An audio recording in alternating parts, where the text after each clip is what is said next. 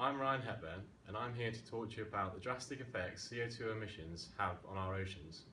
Scott and Danny are also here to shine light upon recent reports about organisms that rely on calcium carbonate for survival.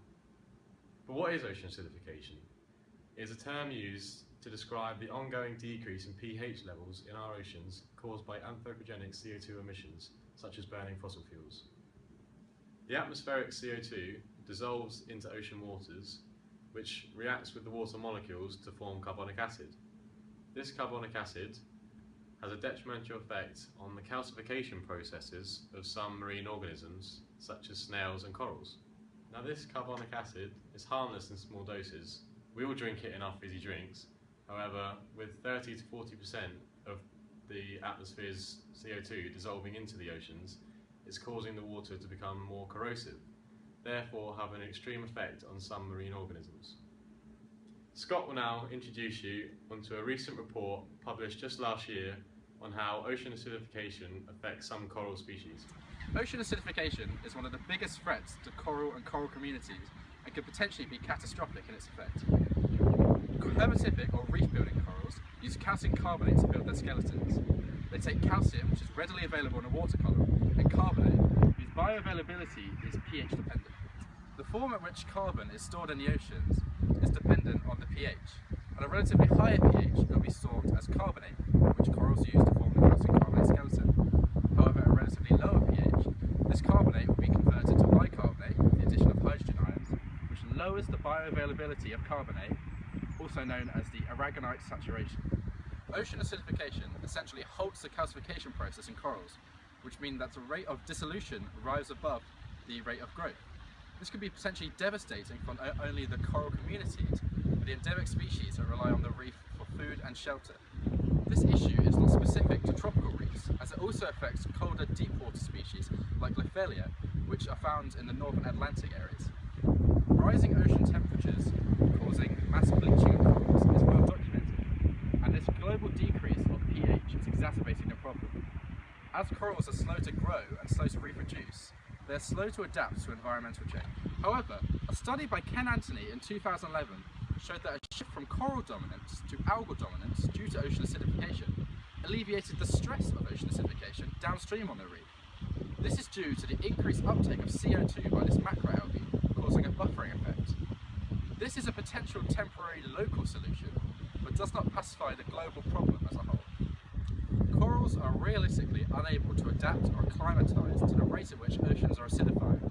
However, as Daniel will now explain, some organisms have been forced to acclimatise to their new reality. A report published last year in Nature's Climate Change looks at ocean acidification and how this anthropogenic impact has caused seashells to be stunted in their growth.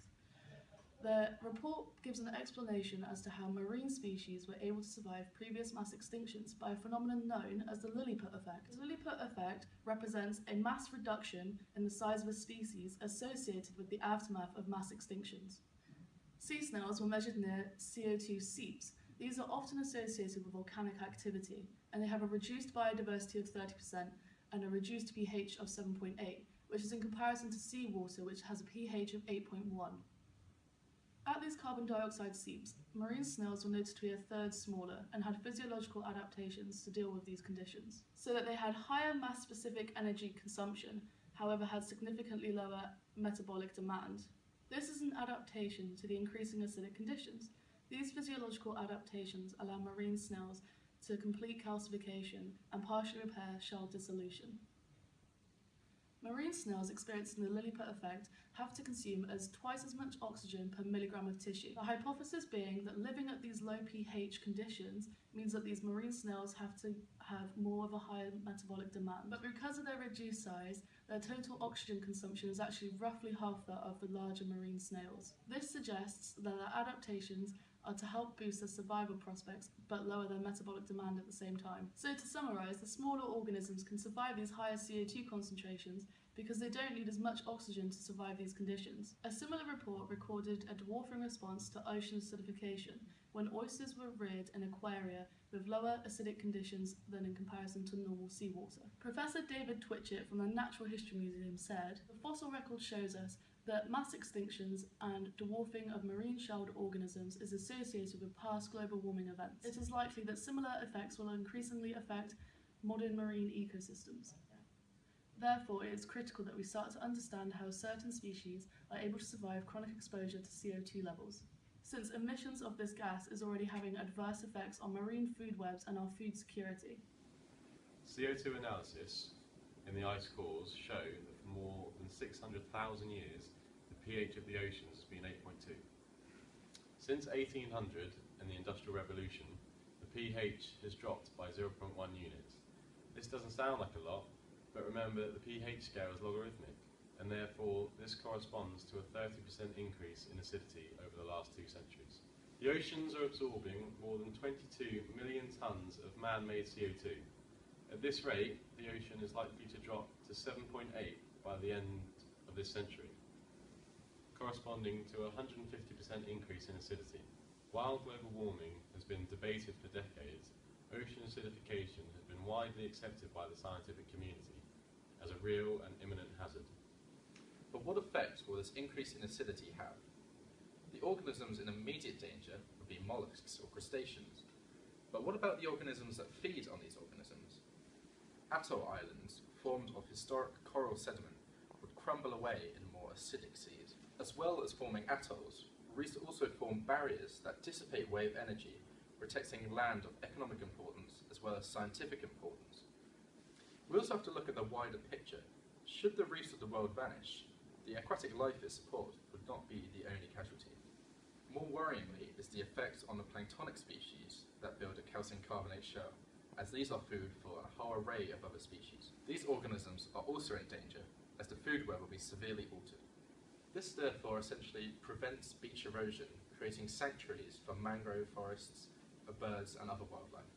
As ocean acidification has only relatively recently been published to have a hugely detrimental effect on our world's oceans and their biodiversity, a conservational effort that is fully effective, as well as not further damaging to the oceans, has not been found as of yet.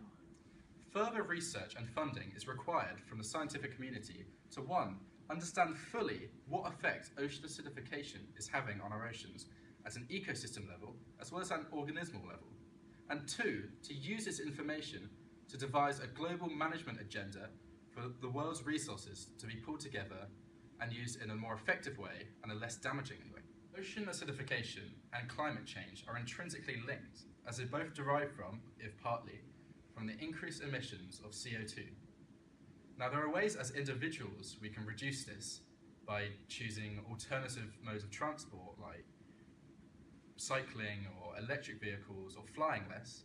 As well as this, we can reduce the amount of meat we eat or choose select foods that come more locally so we can reduce our individual carbon footprint. These potential management solutions must be put in place soon, as the ocean cannot hold an infinite amount of CO2.